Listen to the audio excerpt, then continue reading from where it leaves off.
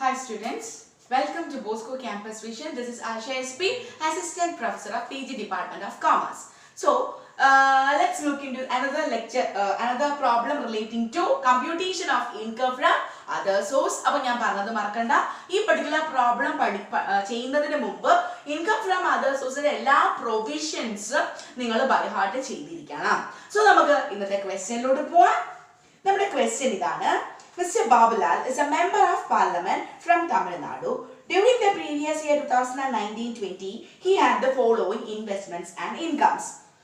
Investments, 10% preference shares of C Limited having face value of 1 lakh, 1000 equity shares of rupees 10 each and another limited company which declared 20% dividend on 15th February 2018 and paid on 15th March 2018. The company declared a final dividend of 10% on 30th March 2018.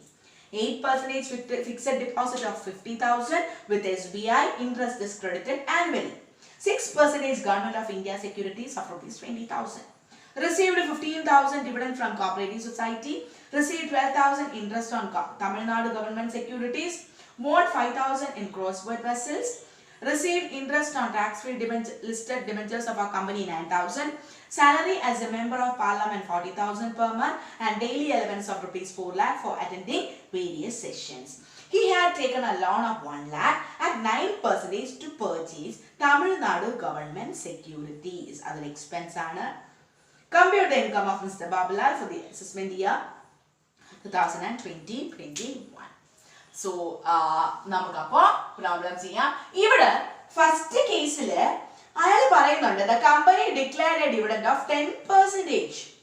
So, നമ്മൾ പറയുന്നുണ്ട് dividend കിട്ടിയാൽ it is exempted എന്ന്. So, preference shares ആണെങ്കിലും ഇവിടെ dividend preference sharesന്റെ face value 1 lakh ആണ്. അതിന്റെ dividend എന്ന് പറയുന്നത് 10%, 1000. Then 10,000, then 1,000 rupees 10 equity shares ആണ് നമുക്കുള്ളത്. അവിടെയും ഡിവിഡൻഡ് ഉണ്ട്. ഈ രണ്ട് കേസിലും dividend is exempted because it is received from an Indian company. അപ്പോൾ നമ്മൾ അത് നോക്കുക വേണ്ട. Next one is interest ആണ്. 8% fixed deposit of 50,000 with SBI.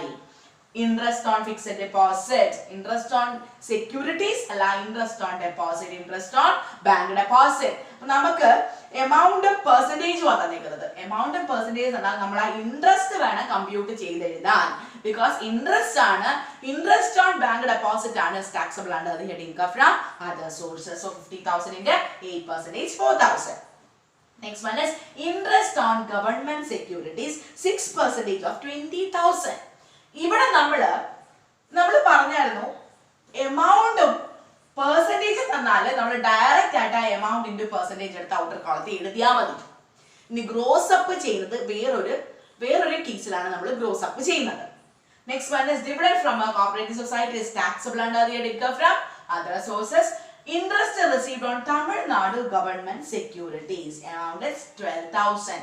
ഇവിടെ ഇൻട്രസ്റ്റ് റിസീവ്ഡ് ആണ്, ഇത് നെറ്റ് എമൗണ്ട് ആണ്.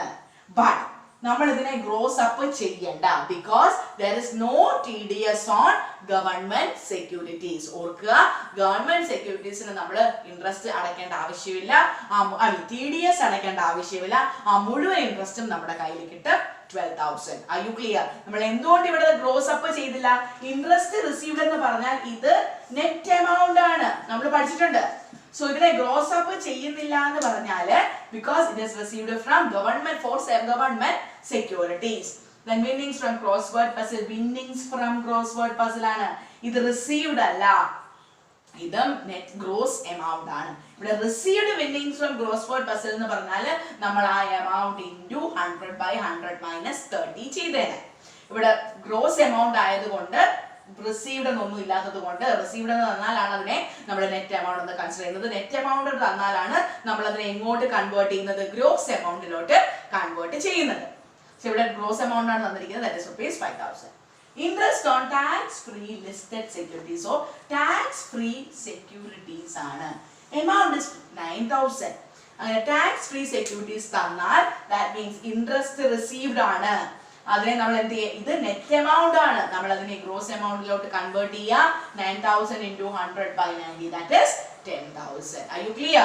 നമ്മൾ പഠിച്ച ഫോർമുലയാണ് gross amount, net amount into 100 by 100 minus 10. ഈ 90 എങ്ങനെ വന്നു? 100 minus 10. 10 എന്ന് പറയുന്നത് the rate of interest എന്ന് പറഞ്ഞാൽ 10% ആണ്. And salary of MD 40,000 per month ആണ്. So 40,000 into 12, 4,80,000. And daily allowance of MP is exempted. നിങ്ങൾ exempted ഇൻകത്തിൽ പഠിച്ചിട്ടുണ്ട്. Daily allowance of MP is exempted. So ഇത്രയും കഴിയുമ്പോൾ നമ്മുടെ ഇൻകം ഫ്രം അതർ സോഴ്സ് കിട്ടിയിട്ടില്ല. ലാസ്റ്റ് പറയുന്നുണ്ട് ഈ തമിഴ്നാട് ഗവൺമെന്റ് സെക്യൂരിറ്റീസ് പർച്ചേസ് ചെയ്യാൻ അയാള് 1 lakh rupees ലോൺ എടുത്തു. അതിന്റെ ഇൻട്രസ്റ്റ് നമുക്ക് ഇവിടെ കുറയ്ക്കാം. ലോൺ എടുത്ത എമൗണ്ട് അല്ല, അതിന്റെ ഇൻട്രസ്റ്റ്. ദാറ്റ് മീൻസ് 1 lakhന്റെ 9% ആണ് 9,000. Are you clear? അതൊരു എക്സ്പെൻസ് ആണ്. That means 1 lakhന്റെ 9% 9,000. അത് കുറയ്ക്കുമ്പോൾ നമുക്ക് ഇൻകം ഫ്രം അതർ സോഴ്സ് കിട്ടും. സോ ഇങ്ങനെയാണ് നമ്മൾ ഇൻകം ഫ്രം അതർ സോഴ്സിന്റെ ഒരു കമ്പ്യൂട്ടേഷൻ ചെയ്യുന്നത്. സോ നിങ്ങൾ ക്വസ്റ്റ്യൻ എഴുതുക, ആൻസർ എഴുതുക. So that's all about today's session. This is Asha S P signing off from Bosco campus vision.